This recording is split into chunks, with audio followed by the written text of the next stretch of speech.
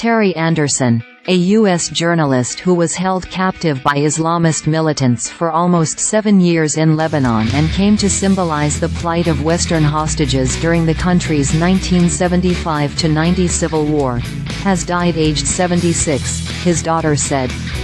The former chief Middle East correspondent for the Associated Press, who was the longest-held hostage of the scores of Westerners abducted in Lebanon, died on Sunday at his home in Greenwood Lake, New York, said Sulome Anderson, who was born 3 months after her father was seized. No cause of death was given.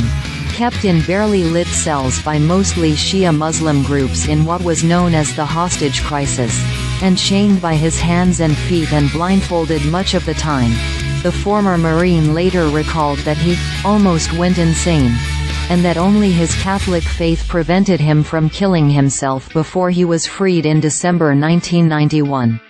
Though my father's life was marked by extreme suffering during his time as a hostage in captivity, he found a quiet, comfortable peace in recent years.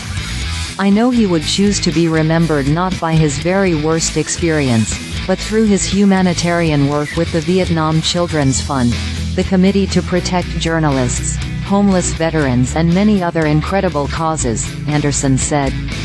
The family would take some time to organize a memorial, she said.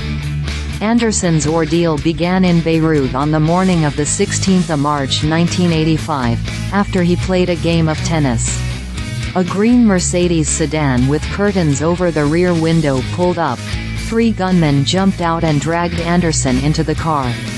The pro-Iran Islamic Jihad group claimed responsibility for the kidnapping, saying it was part of continuing operations against Americans.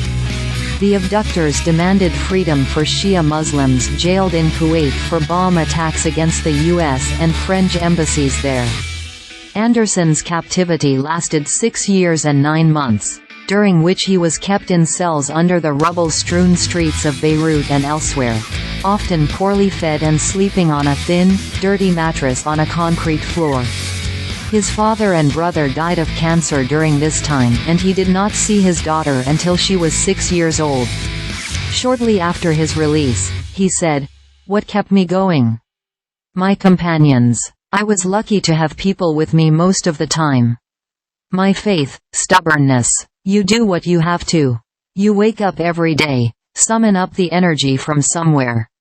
You think you haven't got it and you get through the day and you do it. Day after day after day." Other hostages described Anderson as tough and active in captivity, learning French and Arabic and exercising regularly. However, they also told of him banging his head against a wall until he bled in frustration at beatings, isolation, false hopes and the feeling of being neglected by the outside world. There is a limit of how long we can last, and some of us are approaching the limit very badly, Anderson said in a videotape released by his captors in December 1987.